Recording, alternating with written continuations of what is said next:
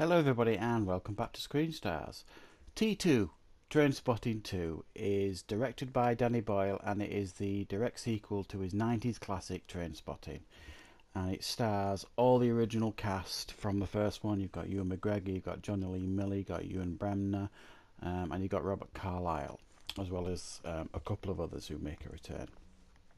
Now, I didn't really know what to think when I first heard that Trainspotting 2 was being made. My initial first reaction wasn't positive, and it was a bit like, really, the first one was such a classic, and it almost had lightning in a bottle, and it was so edgy and fresh and raw. How are they going to recreate that? So I did have my concerns, but when you realise that all the cast are coming back and the director too, Danny Boyle,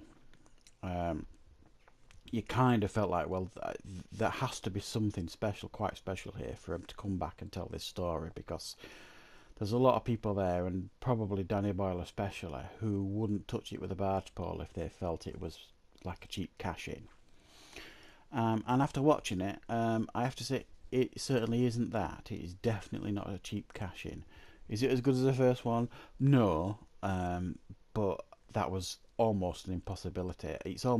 They're almost two different films, really, in a lot of different ways, and I think that was very, very, very intentional. The first one was all about youth and lack of choice in society and all that kind of stuff. Whereas this one is about growing up. This one is about memories. This one is about making amends, and all that kind of stuff. So it's like the first one. The first one was for the youth.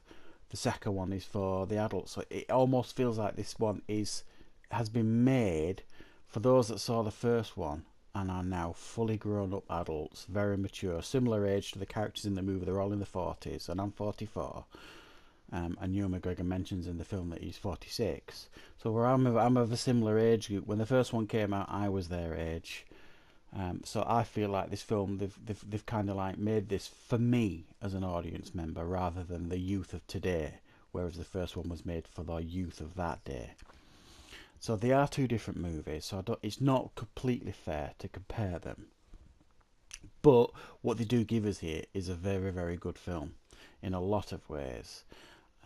And it again follows the story of Ewan McGregor's Renton initially. But what is sweet about this movie is it does give, especially Spud, Ewan Bremner, um, a really nice arc in this movie, far more than the first one, I think.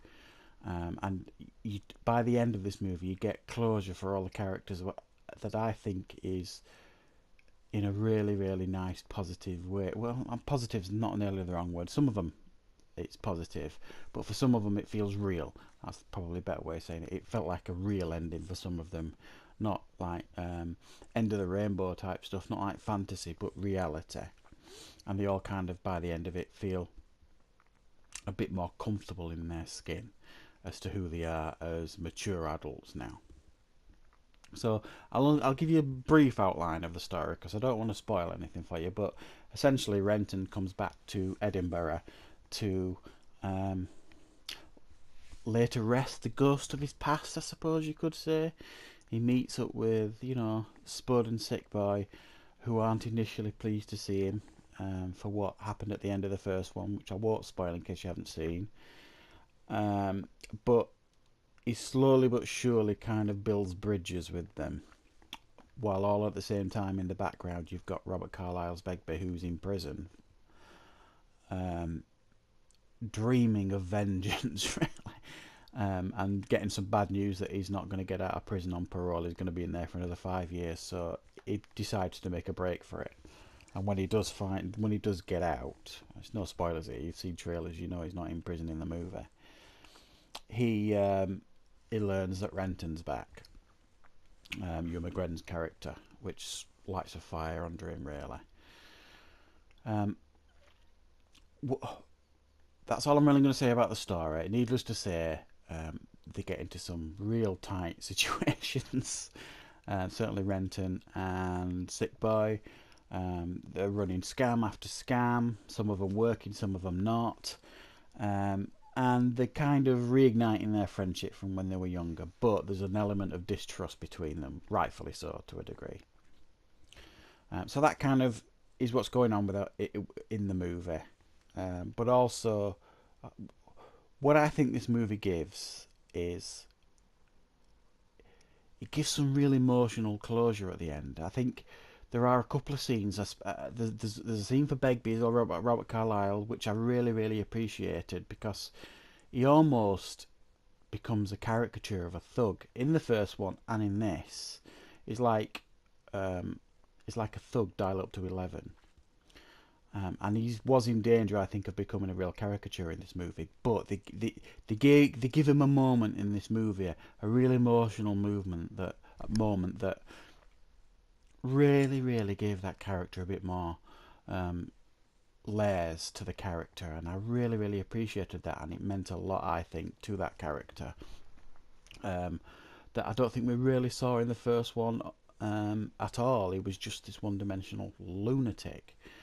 And we get that in a couple of situations in this movie in regards to them making amends for the past or making mistakes in their life and trying to rectify it, and it does give you a lot of emotional closure by the end of this movie, and I really appreciated that because I felt the first half of the movie was fairly slow, but the second half of the movie made sense, and all the pieces fitted together nicely. So yeah, very good.